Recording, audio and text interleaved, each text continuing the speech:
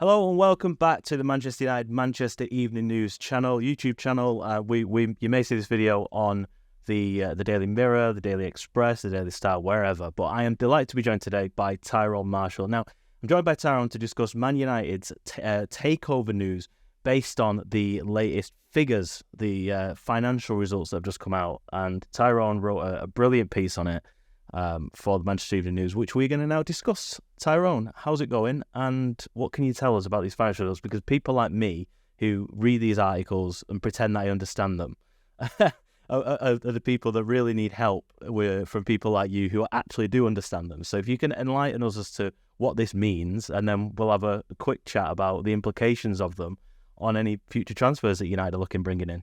Yeah, I wouldn't say I understand them that much better than you, Seb, but thankfully I know people who can help shed a bit of light on them as well. And yeah, it's going well. I certainly think I'd still be sat here 7.5 months after United were put up for sale, still talking about a takeover, but there we go. I mean, in terms of the takeover, I don't think it really changes a lot. I mean, the two main bidders, the two bidders looking for control, Jim Ratcliffe, and the Qatari bid led by Sheikh Jassim would be aware of these figures. They know what kind of business Manchester United is. Nothing in this will really surprise them, I think. It wasn't the juiciest set of results we've had over the years. United have changed it recently so that they used to do a conference call every 3 months and we'd hear from people involved in the club about what the results mean and things like that. They only do that once a year now, I think. So we just get this set of results really and interpret it any way you can and what comes out of it really. And like I said, there wasn't loads in it. The headline figure in terms of a positive was that United are now predicting record revenues, 630 to 640 million they estimate in revenues, and that's in a Europa League year. So it tells you that this football club is still a revenue making machine. Commercial income is going up, matchday income has gone up, broadcast income fell but only slightly, and that's with Europa League football.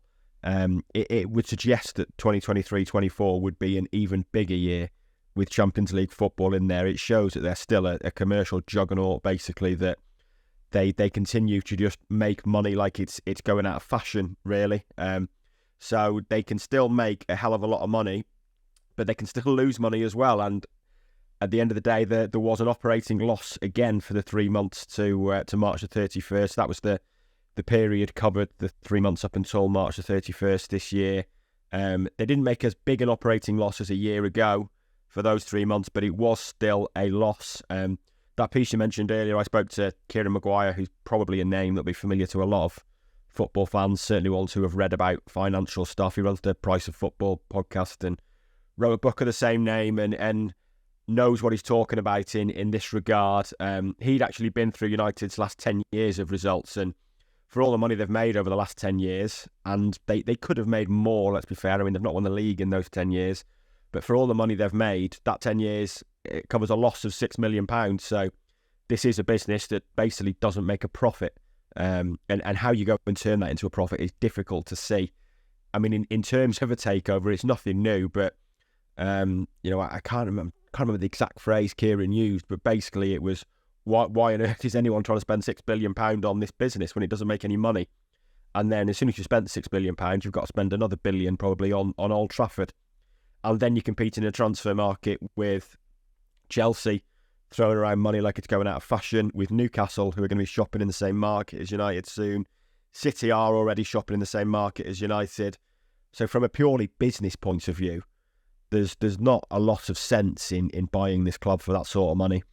But we know that it's probably not being bought on a business point of view. Kieran described it as, why would you buy it unless you're buying it as a glorified Banksy or a Mona Lisa? And that, I think we all know that's what Qatar are doing and Sheikh Jassim's doing, that, they're looking to buy 100% of the club, wipe out all the debt, develop Old Trafford. They're not really looking to make money out of it at the moment. It's it's a state project essentially, isn't it? With Ineos, the bid is obviously for less.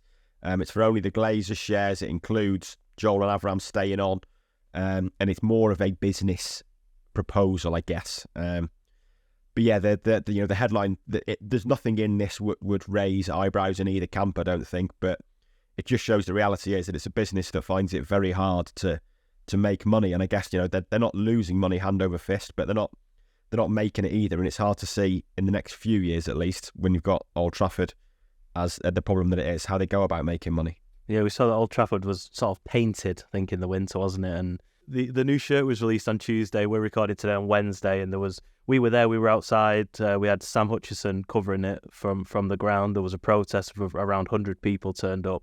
United's released a new shirt, £80 for this new shirt, and the revenues there. The shirt sales is obviously going to be a big pull for revenue coming in. But you've written a piece on the idea of this Caicedo coming in, and the United sort of an alternative to Mason Mount. Now, with the results of the financial results coming in, what does that mean, if anything, for the sort of players, the caliber of player, the expense of the player that United can look at bringing in this summer? I don't think it changes it too much. I mean, United say that their biggest issue is with financial fair play, and now why that is hard to get a handle on. Myself and Samuel have actually written pieces around financial fair play today that'll be going live on the website this afternoon, or around lunchtime. That's Wednesday lunchtime. It's difficult. United aren't going to reveal what their concern is, but looking at the FFP rules, it's difficult to fully understand where their concern is. I mean, UEFA's new rules are being phased in gradually, but by 2025-26, I think they like 70% of revenue on wages and transfers and agents' fees. Now, United wages to turnover ratio is 50% at the moment, which is very, very good, and it's gone down significantly since Ronaldo left. The transfers elements of that might be a concern. The last we saw in previous accounts was that they owed, I think back in January, £307 million on transfer fees and fees that are paid in instalments. That's an astronomical amount. There's also the issue over losses you're allowed to make. It's €60 million over 3 years through UEFA. It's 105 million over 3 years in the Premier League, but 90 million of that has to be written off by owners, or owners have to put that money into the club. And the Glazers don't put any money into the club. So essentially for United, it's 15 million over 3 years, which I think is perhaps a bigger concern and might be why United are stressing that they are worried about FFP. The Glazers basically aren't going to put that 90 million in, especially not at a time when they're looking to sell. I think there's also a sense that it's maybe a bit of a negotiating tactic and look at us, we've got FFP concerns. Like, come on, Chelsea, we're not going to go any further for Mason Mount. So, from what we understand, they've got a budget of around 100 to 120 million. That can be topped up with sales. It shows why they won't go any higher for Mason Mount. They don't want to get ripped off, but also they know they need a new striker as well, possibly a goalkeeper. So I don't think it changes a lot. It does suggest that they should have more to play with. When a club is making this sort of revenue, they should be able to outspend all of their rivals, really. But for whatever the reason is that they are concerned about FFP, they have been stressing now since January that it is an issue. January they did 3 very cheap loan deals, basically. So there is something there, but that seems to be the biggest driver in this window, that they are concerned that they're going to fall foul of someone's FFP rules. And I imagine it's probably UEFA's. UEFA are kind of more severe with this thing than the Premier League. So it's something certainly United have an eye on, and I think that's the bigger issue. As much as they've posted record revenues, the one thing that people around the club were keen to stress yesterday was that it basically doesn't mean they've suddenly got a transfer budget of 200 million rather than 100 million, because it's dictated by FFP and previous spending levels.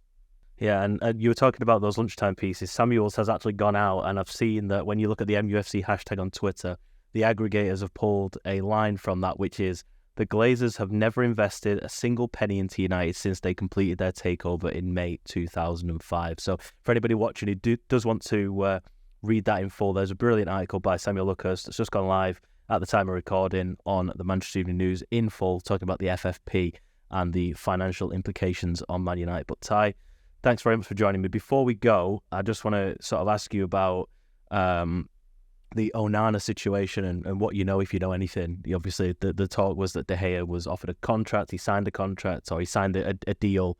United then pulled back from it. So without me being clunky about it, what is the meat of that, and sort of where do United see the goalkeeping situation from your perspective? From what we were told earlier in the week, I included this in a piece on Monday, that talks were basically still alive, were still ongoing. Was told that they could. Friday is obviously a deadline of sorts, and his contract expires on Friday. So come Saturday, he's basically no longer employed by Manchester United, but he could re-sign next week or the week after if he hasn't signed for anywhere else. De Gea, that is. It's pretty clear there's been things going on behind the scenes with that contract, that United have gone cooler on the idea of keeping him, and the talk from Ten Hag even has got a little bit cooler. The impression I got on Monday was that it maybe wouldn't be a surprise if something was agreed this week. But I think there's an element here of United are testing the market with goalkeepers. We know Onana is a player that Ten Hag likes. He played 145 games for him at Ajax, and he fits the bill in terms of his passing ability with his feet. So he's definitely a player that United like. But again, it's this FFP issue. It's that £120 million budget issue that Onana and Mason Mount will cost probably £120 million between them, and then you haven't got a striker, and a striker was the priority for this window. So it is a case of United trying to pull rabbits out of the hat, really. They might like Onana, but can they spend £120 million on Mount and Onana and then not have a goalkeeper? So I think there's kind of a situation ongoing where it's that they would consider maybe keeping De Gea as a compromise, while also looking at Onana, and at some point very soon that they're going to have to decide which way to fall on that, I think. And obviously, from Saturday, De Gea will be unemployed. We know he's got offers from Saudi Arabia. I think every footballer in the 30s in Europe has got an offer from Saudi Arabia. His intention this year has always been to stay. He said last summer he wanted to end his career at United, but there is a sense as well that he's probably being messed around a little bit, and I think United are still a bit unsure exactly which way they want to fall with that goalkeeping situation. Brilliant. So, well, we will be back on Friday. Not myself, of course. I don't host the Manchester Red podcast, but the Manchester Red podcast will be back on Friday for a full episode, and you guys will hear all the latest Manchester United news from the likes of Ty. We've got Rich, Samuel will be back, and more of the same. So, Ty, thank you very much for joining me. And just to reiterate, anybody that wants to read any of this excellent content is all available right now on the Manchester Evening News. We are the most inundated website where it comes to Manchester United news, all the exclusives, all the latest news. And thanks very much for joining us. And Ty, thanks very much for joining me, and we will see you again very soon.